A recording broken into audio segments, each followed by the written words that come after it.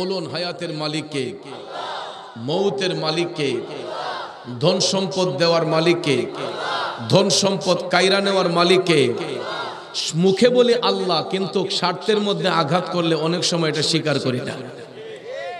অনেক সময় দেখবেন 4টা-5টা বাড়ি হয়ে গেলে, 2-4টা গাড়ি হয়ে গেলে, 4-5 কানি জমি জমা হয়ে গেলে আমাদের দেশে কিছু কিছু মানুষের মধ্যে অহংকার, তকব্বরি, রিয়া চলে আসে। ঠিক না ঠিক?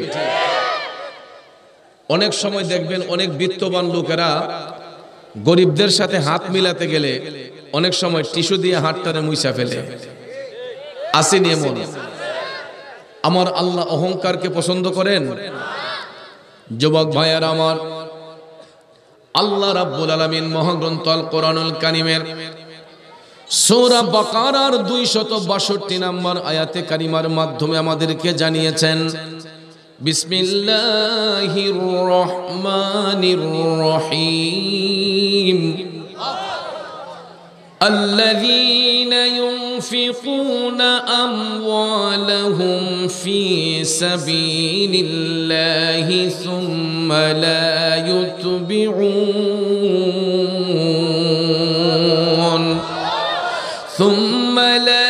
يتبعون ما أنفقوا منا ولا أذى لهم أجرهم عند ربهم। উচ্চস্বরে বলুন ঘোষণাটা কার?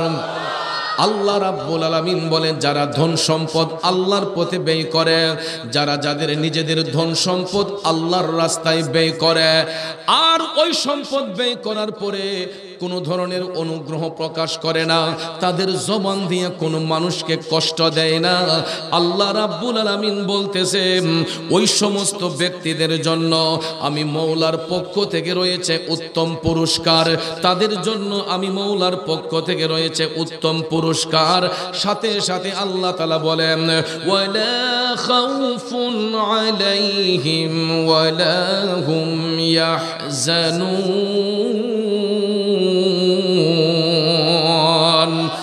আসলে তাদের কোনো টেনশন নাই, তারা কখনো চিন্তাযুক্ত হবে না, কারণ তারা সব সময় চিন্তাযুক্ত হবে না, কারণ তাদের হেফাজত করবেন আল্লাহ। যারা ধন সম্পদ পাওয়ার পরে এই ধন সম্পদ আল্লাহর পথে ব্যয় কইরা কোনো ধরনের অনুগ্রহ দেখায় না, রিয়া করে না, ফখরিয়ত করে না, মানুষদেরকে কষ্ট দেয় না, আল্লাহ তাআলা ওই সমস্ত ব্যক্তিদের জন্য পুরস্কার নির্ধারণ করে রেখেছেন।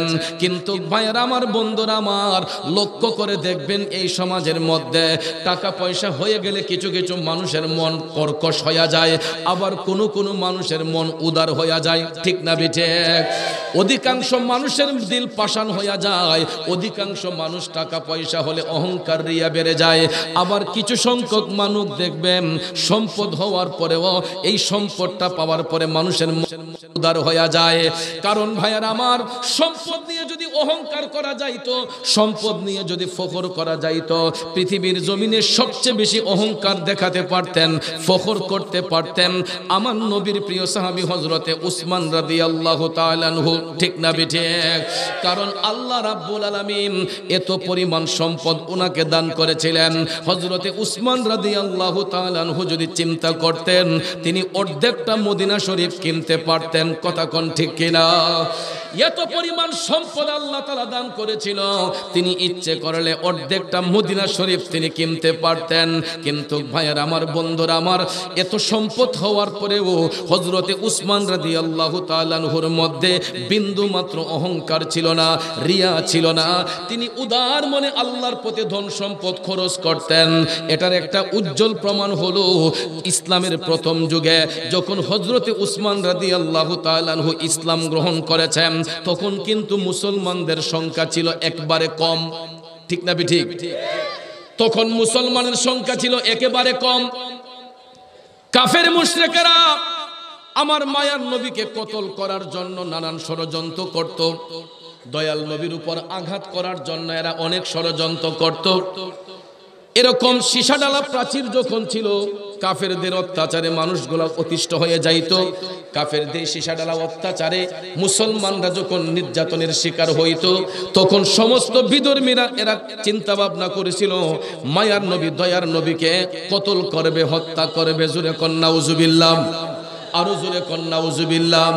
মদিনার কামলিওয়ালা নবী যখন বুঝতে পারলেন যে ওই কাফেররা মায়ার নবীর সাথে বিয়াদবি করবে, দয়াল নবী চিন্তা করলেন আমাদের মুসলমানদের সংখ্যা কম হলেও, আমার উম্মতের সংখ্যা কম হলেও ওই সমস্ত কাফেরদের মোকাবেলা করতে হবে। আর কাফেরদের মোকাবেলা যদি না করি এদের সাহস বেড়ে যাবে, এরা মুসলমানদের উপর নির্যাতন করবে। ভাইয়ের আমার, বন্ধুরা আমার, তখনও কিন্তু মুসলমানদের সংখ্যা একেবারে কম ছিল। তখন ইসলামের পক্ষে যে যুদ্ধটা সংগঠিত হয়েছিল, এই যুদ্ধের নাম ছিল মুতার যুদ্ধ। কিসের যুদ্ধ? এই যুদ্ধটার নাম ছিল মুতার যুদ্ধ। একটু মনোযোগ ভাইয়েরা আমার, যখন এই যুদ্ধটা সংগঠিত হবে তখন আরব দেশে ছিল গ্রীষ্মকাল। কি কাল? তো গ্রীষ্মকালে আরবীয়রা একটু অর্থনৈতিক ক্রাইসিসে থাকতো, তাদের একটা আর্থিক সংকট থাকতো। আমাদের দেশে দেখবেন আমরাও এমন একটা সময় পার করি যখন জমিনের ধান চাষ, ধান থাকে, ফসলাদি থাকে, তখন দেখবেন অনেক গৃহস্থের হাত একদম খালি হয়ে যায়। তখন আমরা একজন আরেকজনের কাছ থেকে টাকা হাওলাত করে চলি। কথা কোন ঠিক কিনা? গভীর মনোযোগ ভাইয়ার আমার, গ্রীষ্মকালে আরবীয়দের আর্থিক সংকট দেখা দিত। ঠিক ওই মুহূর্তে মদিনার কামলিওয়ালা নবী, মায়ার নবী, দয়ার নবী সাহাবায়ে কেরামকে ডাক দিলেন। সমস্ত সাহাবায়ে কেরাম আমার দয়াল নবীর কদম মুবারকে হাজির হয়ে গেলেন।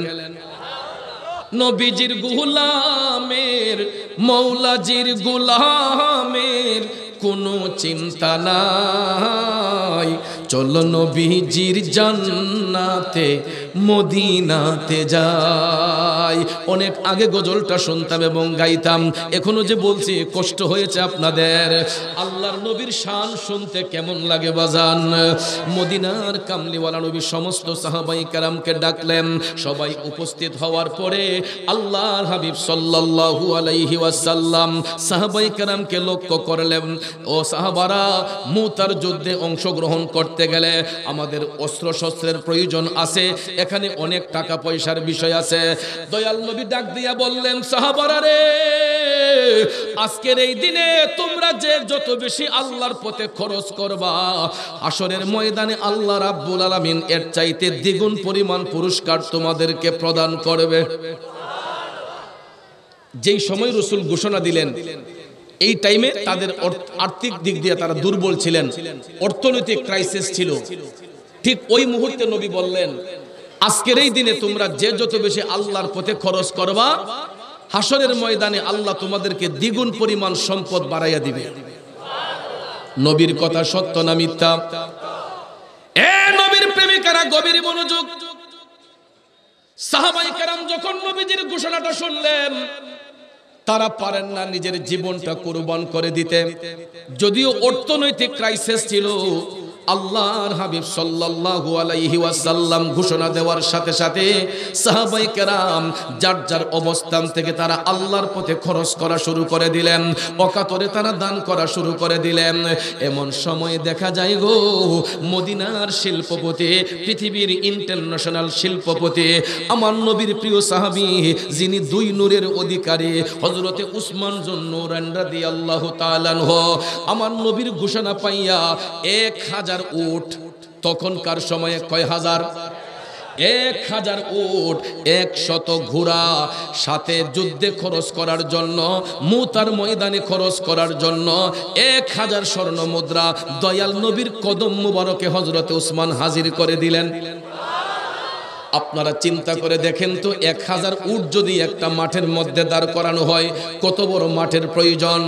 আল্লাহর হাবিব সাল্লাল্লাহু আলাইহি ওয়াসাল্লাম তাকায়া দেখতেছেন, মদিনা শরীফের মধ্যে বিশাল বড় একটা মাঠ, উট ভরে গেছে, প্রায় 1000 উট, 100 ঘোড়া হযরতে উসমান এক সাইডে নিয়ে দাঁড় করালেন। আল্লাহর হাবিব দেখে বলতেছেন, এইগুলা কে দান করলো? তখন সবাই বলতেছে, নবী গো, আপনার উম্মত হযরতে উসমান যুন নূরান এই উটগুলা এবং এই ঘোড়াগুলা তিনি আল্লাহর পথে দান করেছেন, সাথে 1000 স্বর্ণ মুদ্রা তিনি প্রদান করেছেন। এই দৃশ্য দেখে নবী খুশি না বেজার? আমার মদিনার কামলিওয়ালা নবী মুস্কে মুস্কে হাসতেছেন। হযরত উসমান নবীর কদমে দাঁড়ানো, দয়াল নবী ডাক দিয়া কয়, উসমান তুমি তো জ্ঞানী হয়ে গেছো। নবী যাকে ধনী বলে দিবেন ওই ব্যক্তি কখনো গরিব হতে পারে? আল্লাহর হাবিব সাল্লাল্লাহু আলাইহি ওয়াসাল্লাম ডাক দিয়া কয়, উসমান তুমি তো জ্ঞানী হয়ে গেলা। জ্ঞানী এটা আরবি এবং ফার্সি ভাষার সংমিশ্রণে গঠিত, যার অর্থ হলো ধনবান ব্যক্তি। আপনারা দেখবেন হযরতে উসমান রাদিয়াল্লাহু তাআলা আনহুর নামের সাথে এই জ্ঞানী উপাধিটা আছে না নাই? উনাকে সবাই অনেকেই বলে হযরত উসমান গানী, কথা কোন ঠিক না বিঠিক? রাদিয়াল্লাহু তাআলা আনহু যেই লকবটা দান করেছিলেন মদিনার কামলিওয়ালা নবী, দয়ার নবী, মায়ার নবী, যে আপনারা বলেন নবী যাকে ধনী বলে সাব্যস্ত করলেন, ওই লোকটার ফখর বাড়ার কথা না কমার কথা? অবশ্যই বাড়ার কথা। কিন্তু হযরতে উসমান রাদিয়াল্লাহু তাআলা আনহুর বেলায় ছিল এটা ব্যতিক্রম। যখন দয়াল নবী মুতার যুদ্ধের ময়দানে এই ঘোষণা যখন দিলেন, হযরতে উসমান রাদিয়াল্লাহু তাআলা আনহু চিন্তা করলেন, রাসূল আমাকে জ্ঞানী উপাধি দান করেছেন, এখন কি করা যায়, কি করা যায়? সাথে সাথে হযরতে উসমান একটা দান তহবিল গঠন করলেন। একটা দান তহবিল গঠন করে 24 আওয়ার্স এটাকে ওপেন করে দিলেন, খুলে দিলেন যে 24 ঘন্টা এই দান তহবিল থেকে আল্লাহর পথে খরচ করা হবে। তিনি একটা দান তহবিল গঠন করলেন। বর্তমানে দেখবেন আমাদের দেশেও অনেক স্মৃতি ফাউন্ডেশন আছে না, যেইগুলার পক্ষ থেকে অনেক দিকে আপনার দান অনুদান দেওয়া হয়, অনেক গরিব দুঃখী মানুষকে সাহায্য সহযোগিতা করা হয়, অনেক দিনী শিক্ষা প্রতিষ্ঠানে দান করা হয়, আছে না এরকম? এগুলার শিক্ষা আমরা পাইছি হযরত উসমান রাদিয়াল্লাহু তাআলা আনহুর কাছ থেকে। তিনি তখনকার সময়ে সাথে সাথে রাসূল এই ঘোষণা দেওয়ার সঙ্গে সঙ্গে তিনি একটা দান তহবিল গঠন করে এটাকে 24 আওয়ার্স তিনি ওপেন করে দিলেন, খুলে দিলেন, যে এখান থেকে দিন নাই রাত নাই, যে যখন আসবে তাকে সেখান থেকে দান করা হবে। চিন্তা করে দেখেন কেমন দানশীল হযরত উসমান। অথচ আমাদের দেশের মধ্যে কিছু কিছু দানশীল আছে, আপনারা দেখবেন যদি 5 টাকা দান করে 20 টাকার ফাফল লয়, আসেনি? আমাদের দেশে দেখবেন কিছু কিছু মানুষ দান করতে লইলে এরকম প্যান্ডেল বানায়া, মাইক টাঙ্গায়া, মানুষদেরকে সিরিয়াল বাইন্দা দাঁড় করায়া দেখা যায় তাদেরকে দান অনুদান দেয়, কথা কোন ঠিক কিনা? প্রায় সময় লক্ষ্য করলে দেখা যায় অনেক বড় বড় লোকেরা আর হেলিকপ্টার দিয়া ভাড়া করে আইসা 200-250 টাকার কম্বল গুলা মানুষে দান করে। একটা হেলিকপ্টারের ভাড়া কত? একটা, এটা তো ঘন্টা হিসেব ভাড়া, কথা কোন ঠিক না? ঠিক। আমি চাইলে তো গাড়ি দিয়ে আসতে পারি, কথা কোন ঠিক না? অনেক জায়গায় আমরা এরকম দেখতে পাই দানশীল, কিন্তু এই যেই দানের মধ্যে ফখর আসে, রিয়া আসে, এই দান কখনো আল্লাহর আদালতে কবুল হয় না, আল্লাহর দরবারে কবুল হয় না, কথা কোন ঠিক কিনা? হযরতে উসমান 24 আওয়ার্স ওনার দান তহবিলকে ওপেন রাখতেন, খোলা রাখতেন। যখন যে আসতো সেখান থেকে তিনি আল্লাহর পথে তাদেরকে দান করতেন। বন্ধুরা আমার, বাবাজিরা, হঠাৎ একদিন দেখা যায় একজন অসহায় ব্যক্তি মদিনার কামলিওয়ালা নবীর কদম মোবারকে হাজির হইয়া ডাক দিয়ে বলতেছে, ইয়া রাসূলুল্লাহ, নবী গো, ওগো মদিনার কামলিওয়ালা নবী, আমি একজন গরিব মানুষ, আমাকে কিছু সাহায্য দেন। আপনারা বলেন আমার নবী তাকে দিতে পারতেন কিনা? নবীর কাছে কোনো জিনিসের কমতি আছে? আল্লাহর হাবিব সাল্লাল্লাহু আলাইহি ওয়াসাল্লামের কাছে সরষা পরিমাণ কোনো থাকলেও আল্লাহর হাবিব ইচ্ছে করলে এটা কোটি গুণ বাড়াইয়া বন্টন করতে পারতেন কিনা? কথা বলে না, পারতেন কিনা? গরিব ব্যক্তিটা নবীর কদমে গিয়া বলল, ইয়া রাসূলুল্লাহ, নবী গো, আমাকে কিছু সাহায্য দান করেন। আল্লাহর হাবিব চিন্তা করলেন, আমি তো তাকে ইচ্ছে করলে মুহূর্তের মধ্যে দিতে পারি, কিন্তু আমি আজকে আমার উসমানের একটা ইমানের পরীক্ষা নেব, দেখি গরিব আমার উসমানের দরদটা কেমন, গরিবদের প্রতি আমার উসমানের উদারতাটা কেমন। সাথে সাথে আল্লাহর হাবিব ওই ব্যক্তিটাকে ডাক দিয়ে বললেন, উম্মত, তুমি একটা কাজ করো, এই মুহূর্তে আমি তোমাকে কিছু দিতে পারছি না, তুমি আমার উসমানের কাছে চলে যাও। দেখেন আমার নবী উম্মতের ঈমান কেমনে পরীক্ষা করে। রাসূল তো ইচ্ছে করলে দিতে পারতেন, কিন্তু আমার নবী বলেন, আমি এই মুহূর্তে তোমাকে কিছু দিতে পারছি না, তুমি আমার উসমানের কাছে যাও। লোকটা চিন্তা করলো, যেহেতু উসমান রাসূল বলছেন ধনী ব্যক্তি, তার কাছে গেলে হয়তো কিছু পাইতে পারি। তখন ওই লোকটা হাইটা হাইটা রওনা হইল হযরত উসমান রাদিয়াল্লাহু তাআলা আনহুর বাড়ির কাছে যখন আসলো, আয়েশা দেখতেছে হযরত উসমান এত বড় একজন শিল্পপতি, এত ধনাঢ্য ব্যক্তি, কিন্তু ওই গরিব লোকটা আয়েশা দেখতেছে হযরত উসমান বালি মাখা খেজুর গোলা, ময়লা যুক্ত খেজুর গোলা পানি দিয়া ধুইয়া ধুইয়া একটা বালতির মধ্যে রিজার্ভ করতেছেন। এই গরিব লোক যখন দেখছে এই দৃশ্য, কষাইরা লাইছে, উসমান তো খুব কৃপণ লোক, উসমান তো খুব কৃপণ লোক, ময়লা যুক্ত খেজুর ওটারে টুকাইয়া টুকাইয়া পানি দিয়ে ধুইয়া বালতিতে রাখতেছে। আমি যদি এই জায়গায় থাকতাম জীবন ওই খেজুর আমি টুকাইলাম নইলে। তখন এই লোকে হযরত উসমান রাদিয়াল্লাহু তাআলা আনহুর কাছে আর চাইলো না, চলে গেছে দয়াল নবীর কদমে গিয়া কই, ইয়া রাসূলুল্লাহ, কোন লোকের কাছে পাঠাইলেন? আপনার উসমান তো খুব কৃপণ। দয়াল নবী মুসকে মুসকে হাইসা বলতেছেন, তুমি এখন আবার আমার উসমানের বাড়িতে যাও। এখন লোকটা চিন্তা করলো, একবার গিয়ে অবস্থা দেখছি, দ্বিতীয়বার জানে কিতা দিই। এরপর নবী বলছেন না গেলে তো হয় না।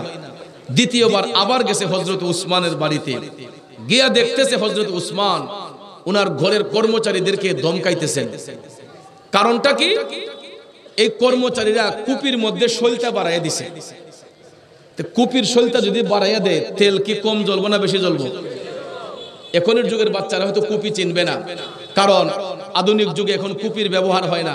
আমরা যখন ছোট ছিলাম তখনও কুপির ব্যবহার ছিল, ঠিক না বেঠে? গ্রামে গঞ্জে তখন কুপির দ্বারা সন্ধ্যার আগেই কেরাসিন আইনা ঘরে রিজার্ভ রাখতে হইতো।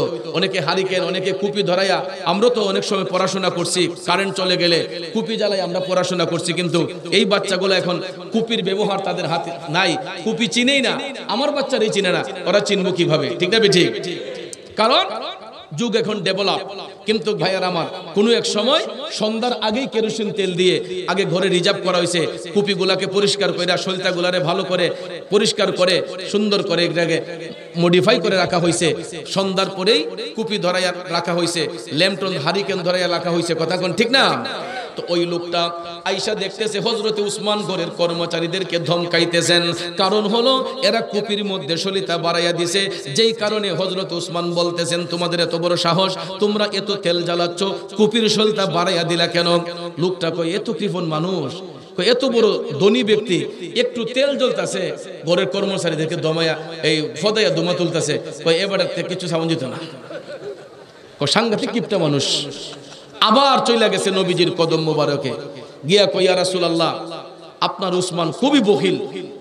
নবী বললেন, কেন? কয়, আপনার উসমান তার কর্মচারীরা সামান্য একটু তেল খরচ করতেছে, কুপির সলিতা বাড়াইয়া দেওয়ার কারণে উনি ওনার কর্মচারীদেরকে ধমকাইতেছে, এই জন্য আমি তার কাছে কিছু চাইছিই না।